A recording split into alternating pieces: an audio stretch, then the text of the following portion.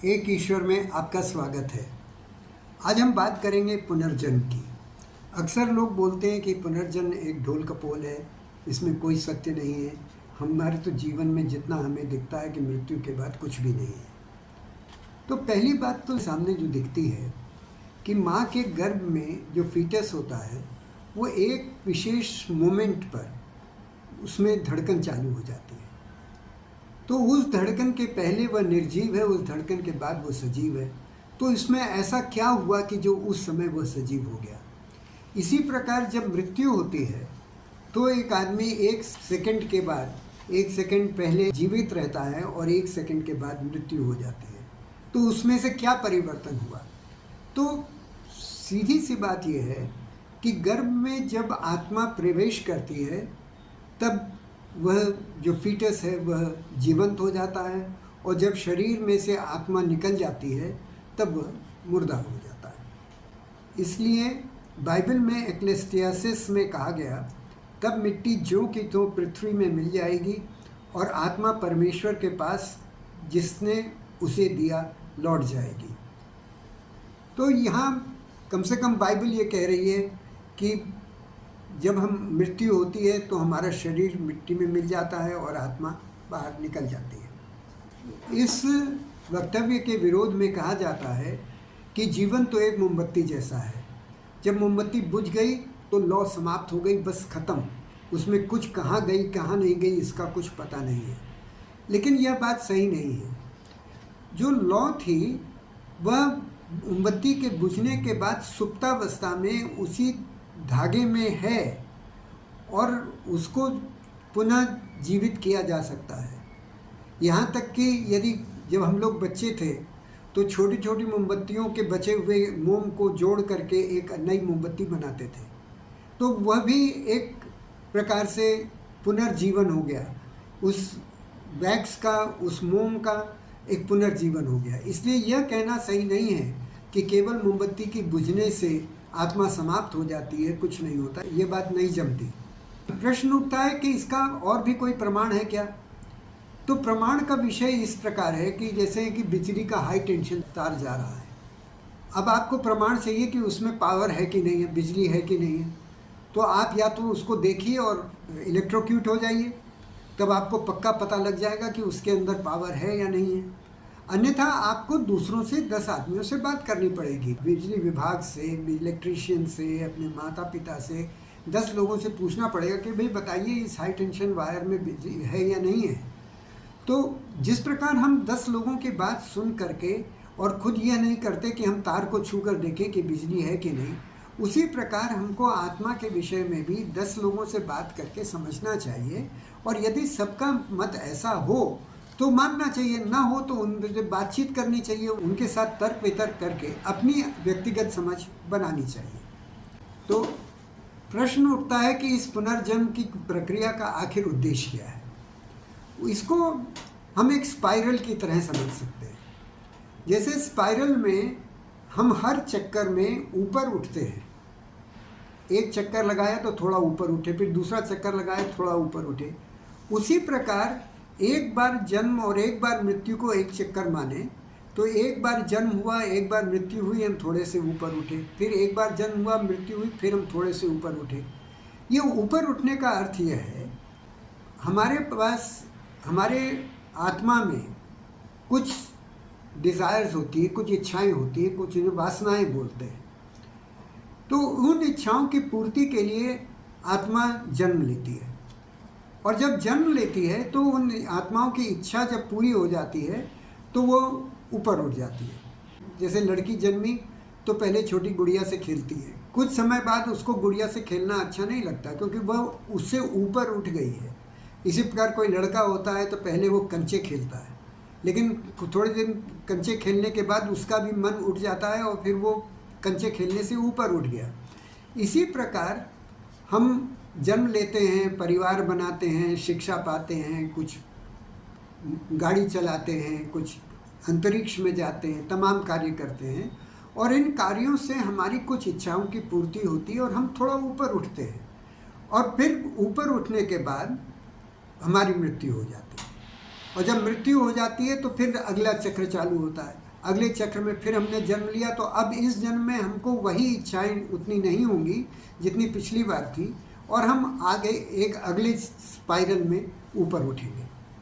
इस बात को मुस्लिम संत रूमी ने बड़ी सुंदर रूप से कहा, मैं खनिज के रूप में मरा और पौधा बन गया, मैं पौधे के रूप में मरा और जानवर बन गया, मैं जानवर के रूप में मरा और इंसान बन गया। मुझे क्यों डरना चाहिए, मैं मरने के लिए कब छोटा था। फिर भी एक बार फिर मैं इंसान के रूप में मरूंगा, ऊपर से धन्य स्वर्ग दूतों के साथ उड़ने के लिए। तो यहाँ रूमी स्पष्ट कह रहे हैं कि मेरा पुनर्जन्म कम से कम 4 अलग अलग तरह से हुआ है। अब जानवर में कितनी बार उनका जन्म हुआ ये तो उन्होंने नहीं बताया, मनुष्य में कितनी बार उनका जन्म हुआ, पुनर्जन्म हुआ, ये उन्होंने नहीं बताया। लेकिन वो स्पष्ट बता रहे हैं कि हर जो कण है इस विशाल जगत में, जितना कुछ भी है सब जीवंत है, हर एक में आत्मा है। ये जो इलेक्ट्रिक का तार आप देख रहे हैं, ये जो दीवार आप देख रहे हैं, दरवाज़ा देख रहे हैं, ये कैमरा देख रहे हैं, हर चीज़ में आत्मा है और वह आत्मा आगे बढ़ रही है। और जैसे जैसे आत्मा बढ़ती है वो वहाँ से फिर पौधा, फिर पशु, इस प्रकार वो आगे बढ़ती जाती है। इसी क्रम में कुरान में कहा गया, अल्लाह ने मौत और ज़िंदगी को इसलिए पैदा किया ताकि वह तुम्हारी परीक्षा ले सके कि तुम में से कौन सबसे अच्छा कर्म करता है। तो ये परीक्षा लेने का अर्थ ये है कि जब आपका जन्म हुआ और आप स्पाइरल में हैं, तो अब आप स्पाइरल में ऊपर उठेंगे या गलत कर्म करके स्पाइरल के नीचे जाएंगे, यह सोचने की बात है। तो अल्लाह जब देखते हैं कि यदि आपने जन्म लेने के बाद अच्छे कर्म किए तो आपको मृत्यु के बाद अगले स्पाइरल में और ऊपर भेजेंगे, और यदि आपने इस जीवन में गलत कर्म किए हैं तो मृत्यु के बाद आपको एक स्पाइरल नीचे सीढ़ी पर भेजेंगे, जिससे कि आप पुनः फिर से अपनी यात्रा उसी तरह शुरू करो। पुनर्जन्म के विरोध में एक तर्क ये दिया जाता है कि किसी समय ईसा मसीह कहीं जा रहे थे तो उन्हें एक व्यक्ति मिला जो कि जन्म से अंधा था। तो उनसे उनके सहयोगियों ने पूछा, हे रब्बी, किसने पाप किया था, इस व्यक्ति ने या इसके माता पिता ने कि यह अंधा जन्मा? तो यीशु ने कहा, न तो इस मनुष्य ने पाप किया न इसके माता पिता ने, परंतु यह इसलिए हुआ कि परमेश्वर के कार्य उसमें प्रकट हों। यह इस बात को समझने की ज़रूरत है। उसके बाद ईसा मसीह ने ये किया कि अपनी थूक को लेकर के ज़मीन में डाला, उसको थोड़ा ज़मीन में मिक्स किया और फिर उस व्यक्ति की आँख में लगाया और फिर उसको जाके कहा कि फलां जगह जाके तुम स्नान करो, और उसने वहाँ स्नान किया और उसकी आँखों में फिर से रोशनी आ गई। लेकिन इस वक्तव्य से ये बात नहीं स्पष्ट होती कि वो अंधा जन्म क्यों हुआ था, क्योंकि ईसा मसीह यह भी कह रहे हैं कि न तो इस मनुष्य ने पाप किया न इसके माता पिता ने। तो फिर प्रश्न है कि ये अंधा क्यों पैदा हुआ। इसका कारण ये है कि हिंदू सिस्टम में किसी रिजल्ट के 3 कारक बताए गए। प्रारब्ध, यानी कि जो आपके इनहेरिटेंस हुआ। ईसा मसीह ने कहा कि इसका इनहेरिटेंस में कोई ऐसी बात नहीं थी, न इसके माता पिता ने पाप किया न इसने पाप किया, न प्रयास भी कुछ करने की कोई संभावना नहीं थी, क्योंकि जन्म से ही वो अंधा था, इसलिए वो प्रयास क्या करता, उसने कुछ गलत काम नहीं किया, आँख को किसी तरह से परेशान नहीं किया। लेकिन तीसरा जो कारक होता है वो होता है भाग्य। अब किसी भाग्य के कारण वो अंधा पैदा हुआ, जिसका कोई कारण नहीं है। इस विशाल संसार में सब कुछ नियम से नहीं चलता, बहुत कुछ रैंडम होता है, कुछ भी हो जाता है। जैसे हम सड़क पे चलते हैं, बिना हमारे कुछ किए कभी कोई एक्सीडेंट, सामने से आकर कोई गाड़ी आपको ठोकर मार देती है, तो आप उसको क्या कहेंगे? आपने कोई गलती नहीं की, आप सड़क के नियम को भी फॉलो कर रहे थे, फिर भी आपका भाग्य था कि गाड़ी चलाने वाला आपके ऊपर आकर के टकरा गया। इसलिए हमें ये नहीं सोचना चाहिए कि जो कुछ हो रहा है वह किसी अपने कर्म के कारण ही हो रहा है। कर्म के अलावा भाग्य भी एक कारक होता है लेकिन कर्म का जो कारक है वो हमारे हाथ में है। अगर हमको अपने जीवन को सुधारना है तो भाग्य में चाहे जो कुछ हो, हम अपने कर्मों को शुद्ध करें तो हम उसमें आगे बढ़ सकते हैं। अब प्रश्न उठता है कि क्या हम अपनी आत्मा को जान सकते हैं? तो भगवान बुद्ध ने मेडिटेशन किया और उन्होंने अपने करीब 70 से 80 पूर्व जन्मों के बारे में बताया। तो मेडिटेशन से आप जान सकते हैं कि आपके पूर्व जन्म क्या थे। इसके विपरीत तर्क दिया जाता है कि मेडिटेशन में भ्रम पैदा हो सकता है, आप ऑटो सजेशन कर सकते हैं। आपने खुद ही अपने को सोचा कि मुझे अपने पुनर्जन्म को देखना है तो आपको अपना पुनर्जन्म दिखेगा। यदि आप सोचते हैं कि पुनर्जन्म नहीं होता तो फिर आपको नहीं दिखेगा। लेकिन फिर यही सवाल उठता है, जिस प्रकार बिजली के तार में बिजली है या नहीं इसको जानने के लिए हम बिजली के तार को नहीं छूते हैं, उसी प्रकार पुनर्जन्म है या नहीं उसके लिए स्वयं मर के तो हमको वो पता लग ही जाएगा।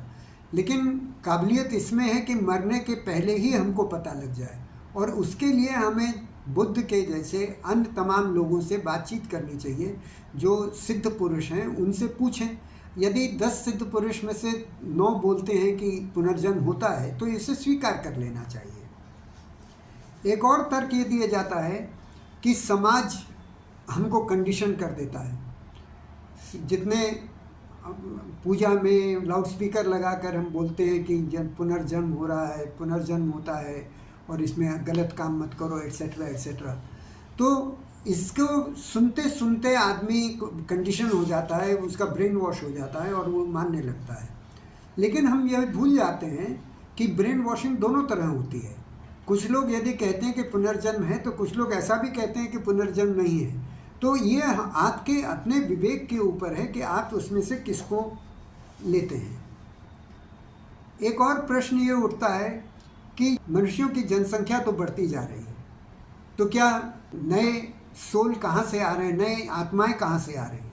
इसका उत्तर रूमे ने दिया कि जब मैं पशु था और पशु के बाद मैं मनुष्य बना, तो यदि मनुष्यों की जनसंख्या बढ़ेगी तो पशुओं में से अधिक को मनुष्य का शरीर मिलेगा। यदि मनुष्यों की संख्या घटेगी तो तमाम मनुष्य जो मरेंगे उनको मनुष्य शरीर नहीं मिलेगा, उनको पशु शरीर में जाना पड़ेगा। तो ये इन तथ्यों से पुनर्जन्म का खंडन नहीं होता है। इस संबंध में कुरान की एक आया से तर्क दिया जाता है कि पुनर्जन्म नहीं होता। इस आया में कहा गया, जब उनमें से किसी की मृत्यु आ जाती है तो वह कहता है, मेरे रब मुझे वापस भेज दो ताकि मैं जो कुछ भूल गया हूँ उसके संबंध में अच्छे कर्म करूँ। लेकिन नहीं, ये तो बस शब्द हैं जो वह कहता है। उसके पीछे एक पर्दा लगा दिया जाता है जिससे कि वो वापस न जा सके। होता इस प्रकार है कि जब हम मरते हैं तो हमारी आत्मा हवा में बाहर निकलती है और वह आत्मा वापस उस शरीर में नहीं आ सकती। एक पर्दा वास्तव में लगा दिया जाता है, और कुरान जो कह रही है वो बिल्कुल सही है कि आदमी मरने के बाद वापस उसी शरीर में आकर के पुनः उन कर्मों को नहीं संपादित करता। लेकिन यह आया ये नहीं कहती है कि पर्दा लगने के बाद वह पीछे ना आए लेकिन आगे तो जा सकता है। तो कहने का अर्थ ये कि मैंने इस जीवन को जिया, इसमें कुछ काम छोड़ दिए, मेरी मृत्यु हुई, अब मैं वापस आके उन कर्मों को करना चाहता हूँ, यह संभव नहीं है। लेकिन मैं मृत्यु के बाद पुनर्जन्म लेकर के एक नए शरीर में जा कर के पुनर्जन्म लूँ और फिर उन्हीं या उसी तरह के कार्यों को संपादित करूं, यह पूरी तरह संभव है। इसके लिए कुरान मना नहीं कर रहा है। इसलिए मेरे हिसाब से यह जो आया है यह इस बात को नहीं खंडित करती कि पुनर्जन्म नहीं होता। वह केवल यह कहती है कि आप पुनर्जन्म में पुराने शरीर में नहीं जा सकते, आपको नए शरीर में जाना पड़ेगा। इसी क्रम में एक और आया कही जाती है कि जो लोग अभागे हैं वे आग में जाएंगे, उनके लिए उसमें सांस छोड़ना और लेना है। वे उसमें तब तक रहेंगे जब तक आकाश और धरती टिके रहेंगे, जब तक कि तुम्हारा रब और कुछ न चाहे। तो आदमी ने काम किया, इस जीवन को जिया और मृत्यु हुई। मृत्यु के बाद उसे वे सब लोग मिलते हैं जिनके साथ उसने इस जीवन में व्यवहार किया, और उनमें से जो लोग मर चुके हैं वो अब वहाँ पर आकर के आपसे सवाल जवाब करते हैं, आपसे हिसाब करते हैं और फिर आपको दंड देते हैं। तो यह हुआ आग में जलना। लेकिन इससे आया में विशेष बात इस बात का है कि यह आग में तब तक जलते रहेंगे जब तक कि तुम्हारा रब कुछ और न चाहे। तो यानी कि यदि अल्लाह चाहता है कि हम मरने के बाद कुछ और करें तो फिर हो सकता है। केवल जब अल्लाह ये चाहे कि हम वहीं पर जलते रहें तब तक हमको जलना है, लेकिन यह अनिवार्य नहीं है कि हम सदा के लिए जलें। तो अल्लाह तो ये चाहते हैं कि हर आदमी उनके तक आए। यदि कोई मनुष्य मरा और वह अल्लाह तक नहीं पहुंच पाया तो अल्लाह तो चाहेंगे कि उसको फिर से एक मौका दिया जाए कि वो फिर से अपना प्रयास करे और फिर से ऊपर उठे।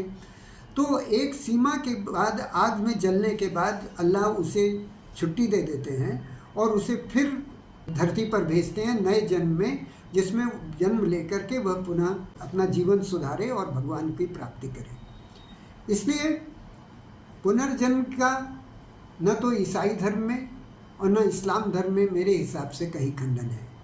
ये सब गलत परिभाषा के कारण ऐसा कहा जाता है कि ये धर्मों में पुनर्जन्म का खंडन है, परंतु ऐसा है नहीं। और यदि हम पुनर्जन्म को माने तो इसका यह भी अर्थ नहीं है कि मनुष्य ज़्यादा लापरवाह या ज़्यादा पापी हो जाएगा, क्योंकि उसको यह मालूम है कि यदि इस जन्म में हमने पाप किए तो अगले जन्म में निकृष्ट योनि मिलेगी। इसलिए पुनर्जन्म के कारण वह पाप करे ऐसी कोई संभावना नहीं बनती है। ये सब समझने और समझाने की बात है। आशा है आपको हमारी ये वीडियो पसंद आई होगी। आप इसको लाइक करना और शेयर करना न भूलें और हम आपसे पुनः मिलते रहेंगे। हमको अपने क्रिटिकल कमेंट्स अवश्य देते रहें, क्योंकि आप लोगों के कमेंट्स के आधार पर ही मैं नई वीडियो बनाता हूँ और इसमें सुधार भी लाता हूँ। धन्यवाद और फिर मिलेंगे।